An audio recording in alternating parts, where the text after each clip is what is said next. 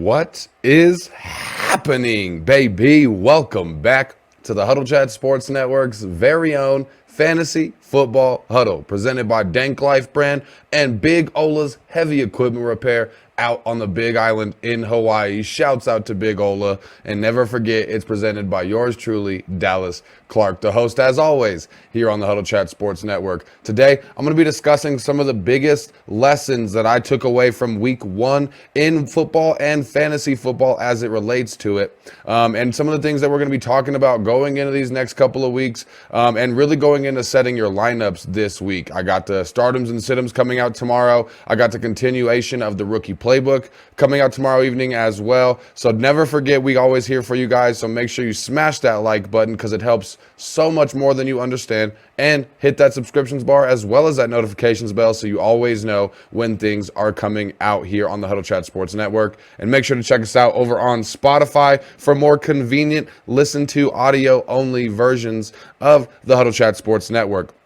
Without further ado today, I don't want to waste any of your time. Let's get into some of these lessons that we learned. Let's fill up our cup and roll something up and get right into the first lesson, which honestly was the biggest lesson that I learned. And I said it to myself over and over and over again while watching the games and while doing my research, watching all the highlights from all the games over and over last week, going through all of the stats that were put up and the stats that weren't put up that we were expecting to put up. The fact is, the first lesson is going to be, do not be alarmed by one bad game. Would you have believed me if I sat here and told you last week that only two quarterbacks in the NFL were going to throw more than 2 touchdowns? Probably not. Would you have believed me if I told you those 2 quarterbacks wouldn't have been Patrick Mahomes or Josh Allen? No. They were Baker Mayfield throwing 4 touchdowns and Derek Carr throwing 3 touchdowns. Were the only 2 quarterbacks to throw more than 2 touchdowns this week. A lot of quarterbacks struggled or didn't play as well as you expected them to, and that's okay. Let's look at the tight end position. When you're looking at 3 of the top 12 tight ends that were drafted, put up more than 5 points. The other 9, less than 5 points in standard scoring. You're looking at Brock Bowers putting up 5 points. You're looking at Kyle Pitts catching the touchdown, giving him 7.8 points. But if you take that touchdown away, that's a measly 1.8 points from Kyle Pitts. And then you also had the most highly talked about waiver wire pickup and player most likely from week 1, Isaiah Likely, the number 2 option for the Baltimore Ravens, might I add, at the tight end position. You're looking at lots of highly drafted players coming up short in week 1. You had Mark Andrews that we just talked about, Drake London, Chris Olave, Amon-Ra St. Brown, Marvin Harrison Jr. all sucked this weekend, for lack of better words. You're looking at even great players having bad weeks every single season. It's an any given Sunday kind of approach. So we're not going to be alarmed by one bad game. We're not panicking over one bad game from Jamar Chase or some of the other players that really just let us down this week. Do not panic. Everything will be okay. The next lesson that I learned, more player specific, is that Sam Darnold might not only be able to revive his career in Minnesota, but he does always have the ability to support a number 1 wide receiver. They had a low need to throw the ball in their matchup this week, but Sam Darnold was dealing. When you're looking at him throwing 13 of 14 complete passes in the first half, he was absolutely killing it. You're looking at Sam Darnold being able to have Justin Jefferson in the end zone this week, and that was one of the biggest questions going into this season was, can Sam Darnold deliver it to Justin Jefferson in the end zone? We got proven that at least one time this week, and we hope that that continues, but I think Sam Darnold might be able to be better than anybody expected in this Vikings offense. Another lesson that we learned is that we are going to be prepared for wide receiver roulettes, most likely in Buffalo and in Houston. You're looking at Josh Allen when we're talking about the Buffalo Bills, throwing passes to 10 different receivers throughout this game. Mac Hollins was one of the number 1 targets in this offense this week, and I doubt anybody had Mac Hollins ready on their roster or even on their bench this week.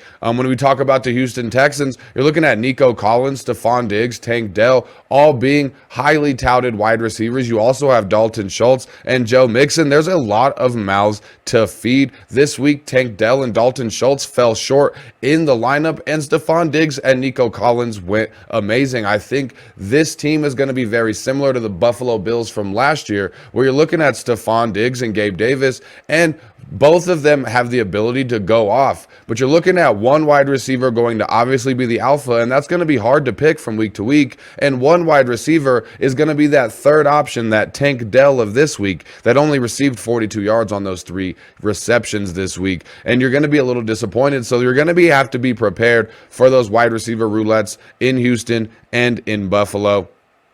I also got to look at the fact that in the Dallas Cowboys running back room, it's going to be an obvious running back by committee situation. A lot of people thought Rico Dowdle was going to have a lot more impact, but after the addition of Dalvin Cook a couple of weeks ago, I definitely thought that was going to eat into Rico Dowdle's production. We all had a lot of questions about Ezekiel Elliott. You're looking at Ezekiel Elliott and Rico Dowdle getting an almost even split, but Ezekiel Elliott got the start and got the touchdown in that situation. At best, Ezekiel Elliott is a flex option, but both running backs are going to eat into each other's production, and we haven't even introduced Dalvin Cook into the offense yet.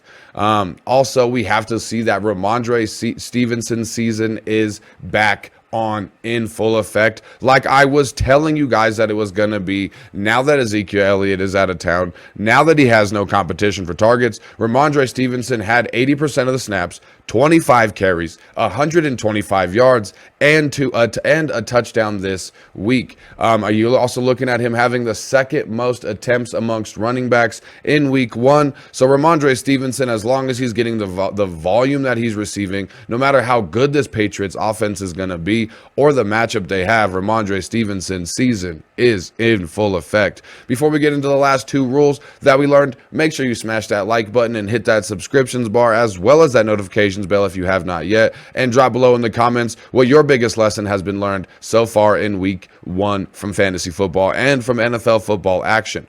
Getting into the last 2 rules, this one is going to be kind of, I talked about this one with my friends, and I'm not going to lie to you guys, Bryce Young might be the worst #1 overall draft pick bust we've seen at least in a extremely long time, especially when you consider what the Panthers gave up, not just in their past drafts, but in their future drafts as well to get Bryce Young, and just how bad he has been. A lot of people thought the new additions to some of the coaching staff members might really turn things around for Bryce Young, but man, the Panthers are just really bad to watch, and nobody wants to watch the Carolina Panthers. It's a punishment that we're sending the Carolina Panthers to Germany. It's a payback of some sort, I guess. But you're looking at some optimism that was going into week 1 for Bryce Young, and that was just absolutely shattered in every sense of the word, watching the Carolina Panthers struggle in every sense of the word this week. The last lesson I learned this week was going to be that Cole Kmet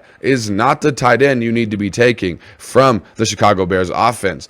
Gerald Everett is the tight end you need to be paying attention to. He may not be a primary priority to add on your waiver wires at the current moment. However, Gerald Everett got the majority of the snaps in the preseason and doubled Cole Kmet's snap count this week. He's going to be heavily involved in this offense, and he had some really good flashes with the Los Angeles Chargers. I think Gerald Everett fits into what this offense needs better. Even though Cole Kmet might be a better blocker, I think you're going to see a lot more of what you saw this week from Gerald Everett. Like I said, he might not be a priority add at this moment, but I don't think that it's going to be outside the realm of possibilities that the Huddle Chat Sports Network is going to be having more conversation about Gerald Everett in the coming weeks. That's going to do it for us today, ladies and gentlemen. Those are all the lessons we learned in week 1 of NFL football and fantasy football action. We got the waiver wire episode already out now, and if you haven't seen it yet, make sure you check it out now, because your idiot league mates probably have left some options out there that you can still scoop up and take to the house right now. Then I also got, like I said, the continuation of the rookie playbook coming out next week, or coming out tomorrow, as well as the stardoms and situms hitting the airwaves tomorrow morning as well. That's going to do it for us to here today, baby. And make sure you keep your chin up and your attitude down. I'll see y'all next time. Peace out.